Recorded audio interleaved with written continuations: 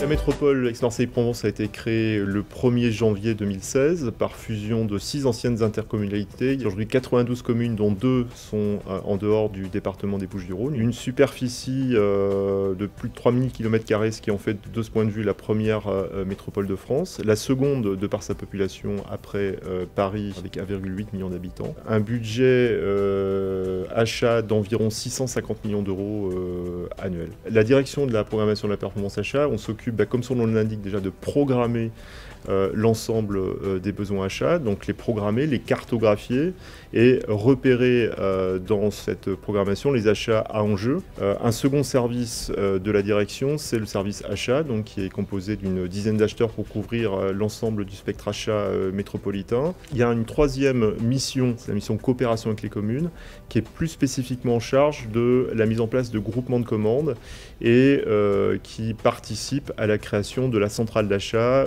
qu'on souhaite mettre en œuvre avec le département au service des communes et des satellites. Le numérique, c'est pas une fin en soi, hein, c'est un outil.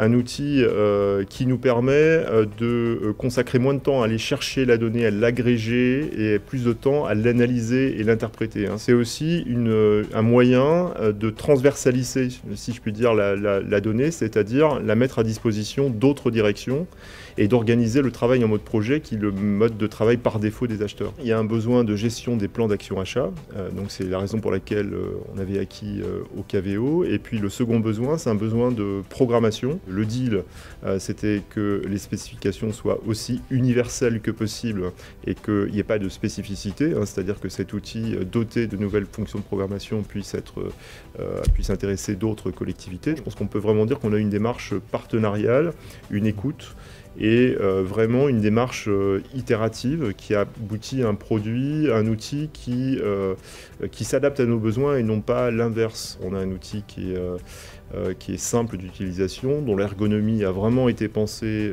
en fonction des fonctionnalités justement, et donc on n'a pas 3 clics à faire, on va directement à l'essentiel.